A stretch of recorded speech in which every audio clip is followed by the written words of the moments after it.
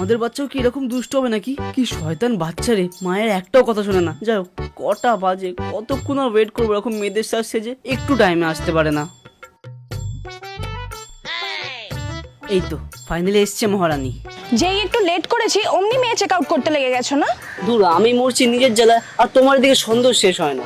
তোমার আবার কি হলো? আরে তুমি মেয়ে নাকি আমি মেয়ে? মেয়েদের মতো বন্ধা জড়িয়ে ঘুরছো কেন আজকাল? এটাও আবার ফ্যাশন নাকি? আমার যে কি অবস্থা তোমার আর বলবো কি, শুনলেই তো এক্ষুনি ঝামেলা শুরু করে দেবে।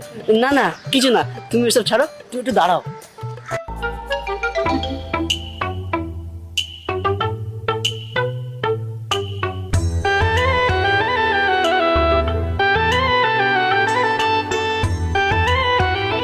কেমন লাগলো?